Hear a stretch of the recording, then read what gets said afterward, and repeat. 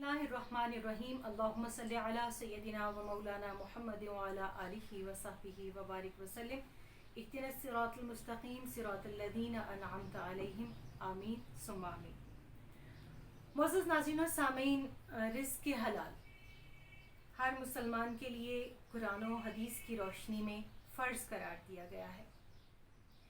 कुरान करीम में अल्लाह रब्बुल करीम इरशाद फरमाते हैं, कुलू मिनत तय्यिबात, कि तुम पाकीज़ा और तैयब चीज़ें खाओ। हदीस रसूल सल्लल्लाहु अलैहि वसल्लम है, हज़रत अब्दुल्लाह इब्न मसूद रज़ियल्लाहु तआला अन्हु रावी हैं। वो इरशाद फरमाते हैं कि रसूल करीम सल्लल्लाहु अलैहि वसल्लम ने इरशाद फरमाया कि तलबुल हलाल फरीदतुन अला कुल्ली मुस्लिम, कि हर वो शख्स जिसने ला इलाहा इल्लल्लाह मुहम्मदुर रसूलुल्लाह सल्लल्लाहु अलैहि वसल्लम कलिमा पढ़ा है, रिज़्क़ के हलाल कमाना उसके लिए फ़र्ज़ है। कसब इख्तियार करना, उसके लिए कोशिश करना, उसको हासिल करना, हर ज़रिया, हर फेज़ और हर जो वास्ता है वो पाक, हलाल और तैयब होना चाहिए। ना उसके अंदर किसी का इस्तेहसाल हो और ना कुरान और हदीस की रोशनी में अल्लाह रब्बुल करीम ने जो चीज़ें हलाल और हराम करार दी हैं, जो शरीयत मुतहरा ने हलाल और हराम करार दी हैं, हमें उनका इम्तियाज़ करके अपनी ज़िंदगी के अंदर सिर्फ हलाल और पाकीज़ा चीज़ों को इख्तियार करना चाहिए। आज के दौर के अंदर हमने देखा कि रसूल करीम सल्लल्लाहु अलैहि वसल्लम ने वो जो इंडिकेट किया था कि एक दौर ऐसा आएगा कि इंसान ये तमीज़ नहीं कर पाएगा कि वो जो खा रहा है वो हलाल है या हराम। इल्ला माशाअल्लाह हमें कहीं कहीं पर ये चीज़ भी नज़र आ रही है। इससे बचने के लिए कोशिश करनी है कि हमें किस तरह हलाल रिज़्क़ को हासिल करना है और हमें कॉन्शियसली अपने अंदर रिज़्क़ के हलाल की एफ़र्ट कैसे करनी है। हमारी तारीख़ तसव्वुफ़ के अंदर हज़रत बिशर हाफ़ी रहमतुल्लाह अलैह बहुत बड़ा नाम है। उनकी बहन का एक वाक़या दर्ज है। मौरख़ीन लिखते हैं कि वो सूत काता करती थीं। दिन की रोशनी में तो सूत आराम से कट जाता, मगर जब रात हो जाती तो चांदनी रातों में भी वो गुर्बत की वजह से अपने छत पर सूत काता करती थीं। लेकिन वो जो अमावस की रातें होती हैं, अंधेरे की रातें जिनमें चाँद नहीं होता, उन रातों के अंदर कभी कभार ऐसा होता कि खलीफा वक्त के वो जो पयादा पहरेदार वो ग्रुप की शक्ल में या इंडिविजुअली वो जो पहरा दे रहे होते थे, उनके हाथों में आग से जलती हुई मशलें हुआ करती थीं। जब वो हज़रत बिशर हाफ़ी रहमतुल्लाह अलैह की गली से गुज़रते तो वो उस रोशनी में तेज़ी से कुछ सूत काट लेती। अब वो जो सूत उस रोशनी में काटा हुआ था, एक दिन अचानक उनके जहन में ये ख्याल आया कि क्या ये सूत जो मैंने काटा है ये मेरे लिए हलाल है या नहीं। इस सवाल के जवाब के लिए वो मुफ्ती साहब के पास उठकर गई। बापर्दा बाहया खातून जब इस एक नेक जो है फ़िक्र को लेकर मुफ्ती साहब के पास पहुंची तो मुफ्ती साहब अपनी जगह से उठकर खड़े हो गए।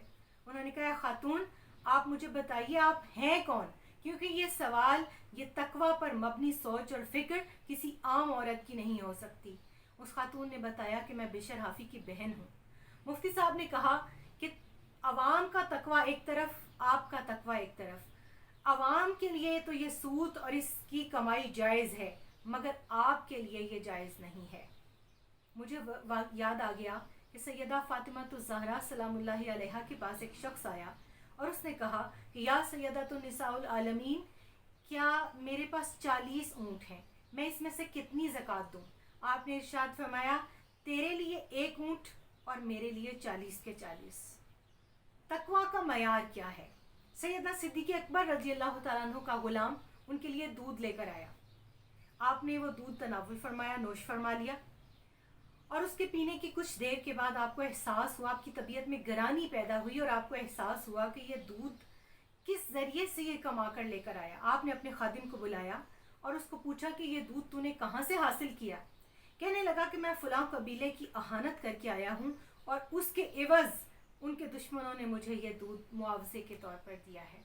आपने फ़ौरन अंगूठा अपने गले में डाला और उस दूध को कै कर दिया और इसके बावजूद इतने परेशान हुए और इतना आहुजारी करने लगे कि बारी ताला तू मुझे मुआफ़ फरमा दे, मेरे खून के अंदर और मेरे गोश्त में जो इस दूध के कतरे शामिल हो चुके हैं, तू मुझे उन पर गिरफ्त ना फरमाना। बात रसूल करीम सल्लल्लाहु अलैहि वसल्लम तक पहुंची। آپ صلی اللہ علیہ وسلم نے اس خادم کو بلایا اور آپ نے اس کو تنبیہ فرمائی اور آپ نے فرمایا کہ کیا تو نہیں جانتا کہ میرا صدیق حلال اور طیب کے علاوہ کچھ نہیں کھاتا. قربان جائیں یہ تربیت یافتہ بارگاہ رسالت مآب صلی اللہ علیہ وسلم ہے. اور پھر سیدنا عمر فاروق رضی اللہ تعالیٰ عنہ فرماتے ہیں کہ ہم حلال کا 9واں اور 10واں حصہ بھی اس لیے چھوڑ دیتے ہیں کہیں حرام کی حد شروع نہ ہو جائے. حضرت ذوالنون مصری رحمۃ اللہ علیہ کسی وجہ سے محبوس ہوئے, مقید ہوئے. جیل کے اندر ایک نیک خاتون ان کو کھانا بنا کر بھیجتی رہی.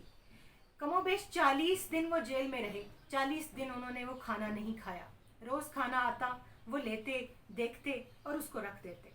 40 دن کے بعد جب وہ رہا ہوئے اور اس خاتون کی ان سے ملاقات ہوئی تو وہ پوچھنے لگی کہ اے ذوالنون مصری رحمۃ اللہ علیہ, میں اتنے دن آپ کے لیے حلال رزق سے کھانا تیار کر کے بھیجتی رہی, آپ نے ایک دن بھی تناول نہیں فرمایا, آخر وجہ کیا ہے؟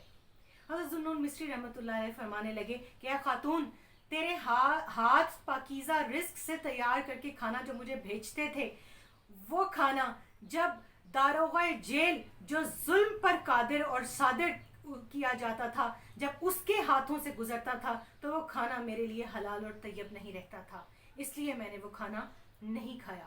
علامہ اقبال رحمۃ اللہ علیہ فرماتے ہیں کہ اے طائر لاہوتی, اس رزق سے موت اچھی جس رزق سے آتی ہو پرواز میں کوتاہی.